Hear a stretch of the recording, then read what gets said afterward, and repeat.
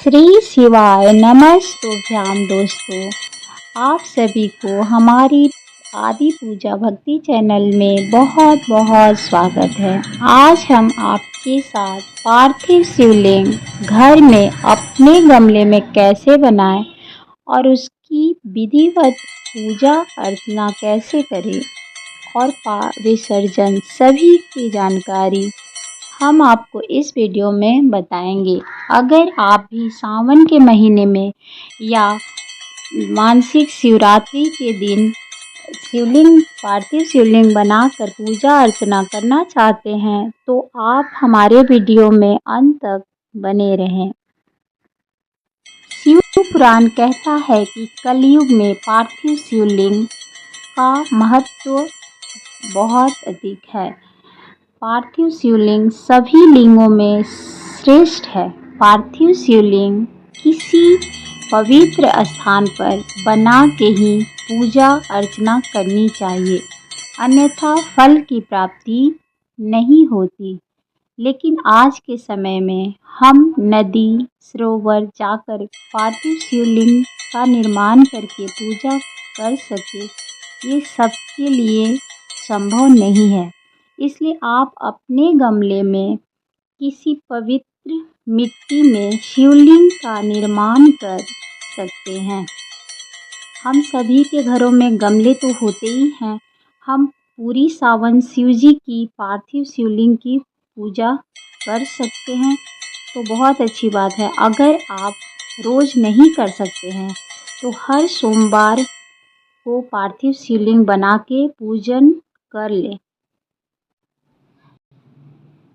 क्योंकि शिव पुराण कहता है कि कलयुग में सबसे असरदार और कल्याणकारी पूजा पार्थिव शिवलिंग का ही होता है।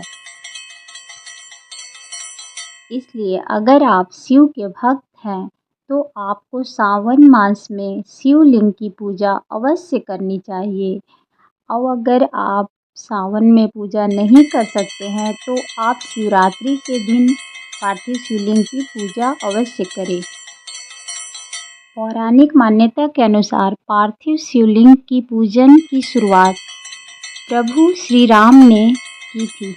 मान्यता है कि प्रभु राम ने लंका के राजा रावण से युद्ध करने से पहले समुद्र तट पर पार्थिव शिवलिंग बनाकर भगवान शिव जी का पूजन किया था।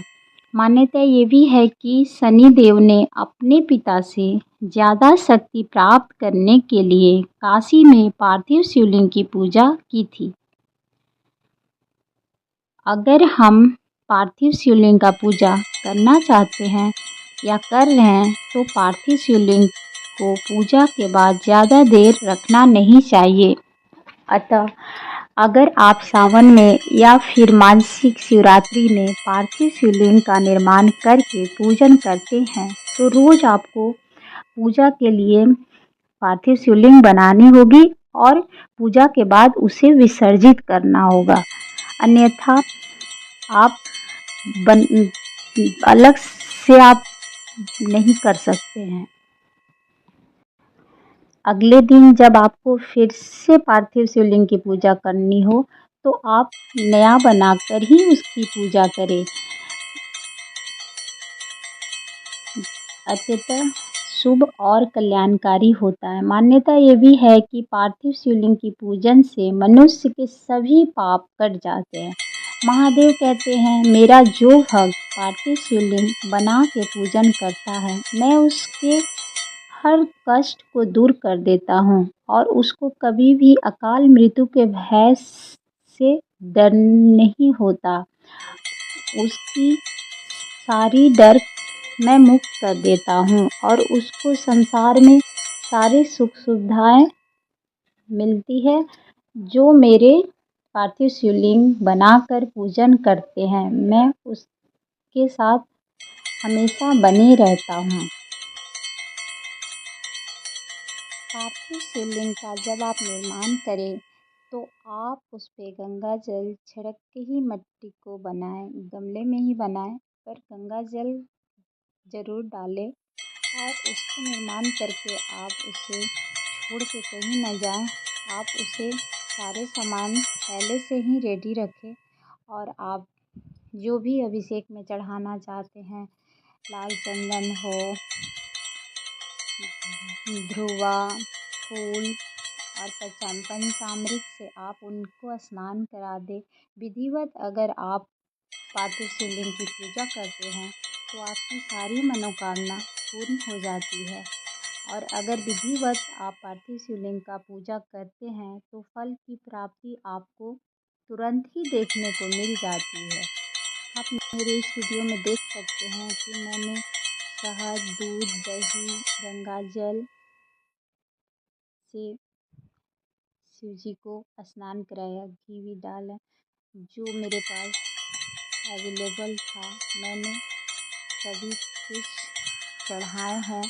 आपके पास भी जो भी हो, वैसे तो भोले बाबा एक लोटा जल से भी खुश हो जाते हैं।